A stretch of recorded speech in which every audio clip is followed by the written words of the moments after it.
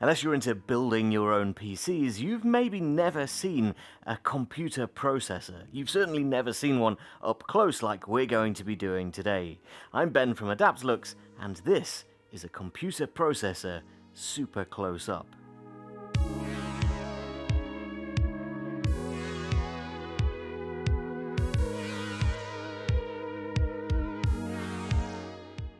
So while these processors are not particularly small in and of themselves, we do have access to all of these tiny little components on the back side of the processor. Usually you wouldn't see any of this because it's hidden inside the computer and they're very, very delicate, so you don't really want to be touching these. However, my processors are really old and out of date, so we have a dual-core Intel processor and a Core i3 processor as well. They're really, really old, kind of obsolete and worthless now, and you can pick these up really cheap online. So if you want to follow along with this shoot, you can go and grab yourself an old processor, and then you can get some really cool images using your macro lens from the comfort of your own home. It's exactly what I'm going to do: place these down on my table, add a little bit of light, and try and create some really cool looking images using those components on the back side of the processor. So I've got my processors just sat down here on a table. This is the Core i3 processor, and it's a lot more detailed here just because it's got so many more components packed into this tiny little space. And of course, modern processors are going to be even more detailed than this, so if you have access to one of those, it's going to be even more interesting.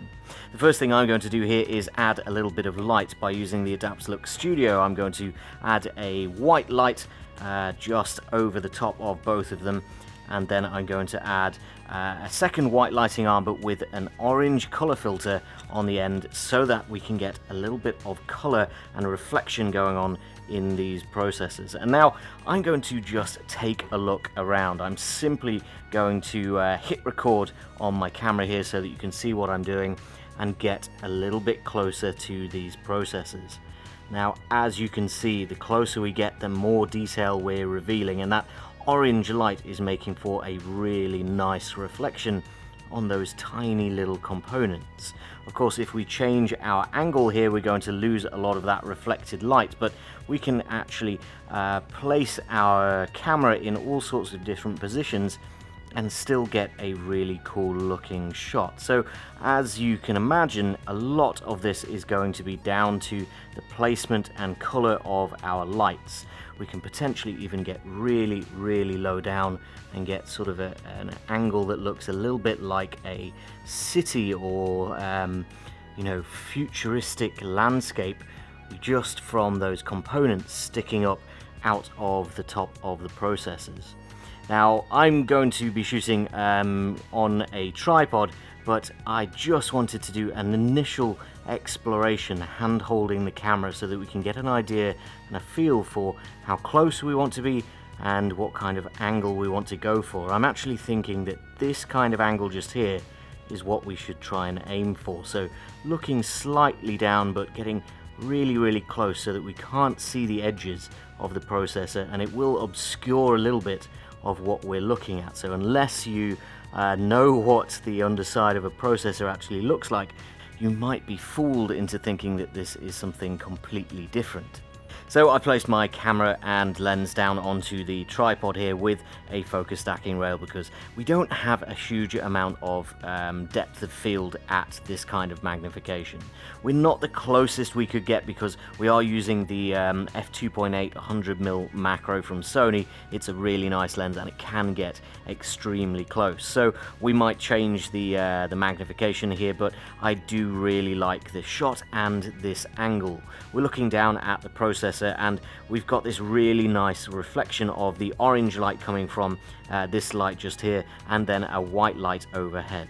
And one of the nicest things about the Adaptalux Studio is that we can really quickly change this out to experiment with different colors and different vibes. I do really like that orange, but what happens if we take that orange color filter off and place, say, a pink on there instead? It's a much more subtle color shining off those sort of already gold colored contact points on the processor. What happens if we put blue on? See, that changes it even more. We now have a little blue highlight coming from the side. So what happens if we then put the orange on the top here? Well, it completely changes the position of that orange light. If we want the orange light coming from this side, then we can have it, and a cooler light from the opposite side, or perhaps some combination of those different elements.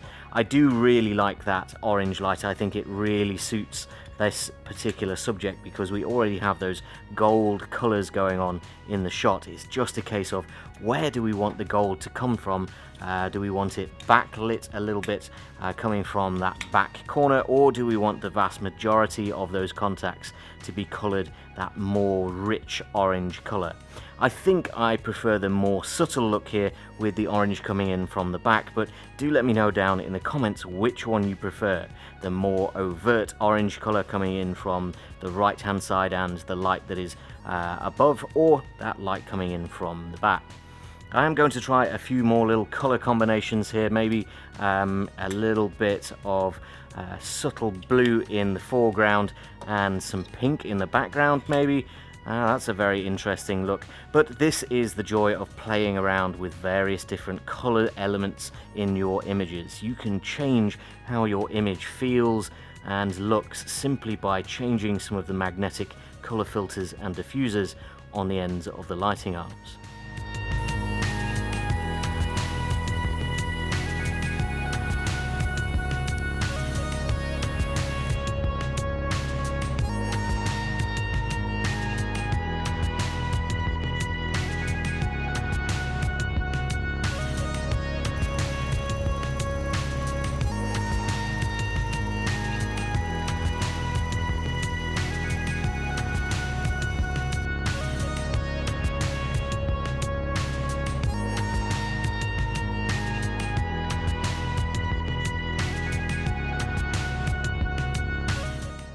So after some pretty lengthy focus stacks, I've changed the location of my camera and changed my lighting somewhat as well to create this sort of cityscape-esque view across the top of the processor, or rather the bottom of the processor. The components sticking up look like buildings among a sea of those contacts, but I didn't want the contacts to be all orange in this occasion, so I did change one of those lights out to be a blue light that is reflecting on the contacts and making them all look blue as if it were an ocean or some sort of river. I think it looks a little bit like Manhattan actually. I did want to keep a little bit of the gold color in there though, so the orange light is just shining off the tops of the components, which I think makes it look like a bit of a sunset across the tops of buildings on a cityscape. So I think that's a really successful shot. I've also focus stacked this one, so it's going to be a really detailed shot. Now, I did have to get a lot closer in order to do this shot, so I have added the Sony 2x teleconverter into the middle here, which effectively turns this lens into a 2.8x macro lens. We've got a lot of magnification to play with now, but still all of the fantastic features of this Sony lens.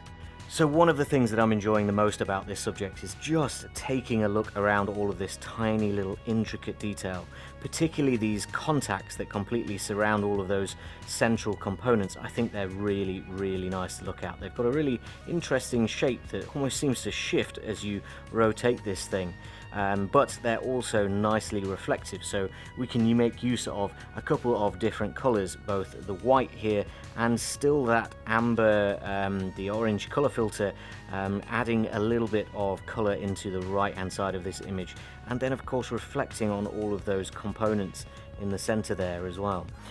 Both of these are quite different actually as you get closer. These contacts are completely circle on the other processor, and these central components are much larger and there's fewer of them. So everything on this much older processor is much larger, and that's really the way to tell how far we've come with chip manufacturing. Is everything is just getting much smaller, despite both of these actually being exactly the same size chip. There's much more packed onto the newer processor. So just looking around under the macro lens, I find this so interesting, just comparing the differences between these different chips with their various components. If you're wondering why I've changed my shirt, it's because it's absolutely boiling this week, and this has been, well, actually a pretty intensive shoot in the end, because I've been taking hundreds and hundreds of images in order to focus stack them in a Helicon Focus. But I think it was worth it, because the detail that is revealed when you focus stack a subject like this that is highly detailed but also very, very uniform, I think it's absolutely worth trying to get the maximum depth of field possible for a shot like this. Of course, you can actually mix it up and try and get some softer shots as well, particularly those cityscape looking images I think benefit from a little bit of drop off in your focus in the foreground and the background. I'll leave that completely up to you though, because I'd like to know from you down in the comments what you think to today's images. Would you prefer them with different colors from different angles, or of course with different depth of field? Let me know down below, and make sure to hit the like button if you enjoyed today's tutorial. Hit the subscribe button for lots more macro photography tutorials, ideas and inspiration coming in the future. But for now, that is all I've got time for. Thank you very much for watching, and I'll see you next time.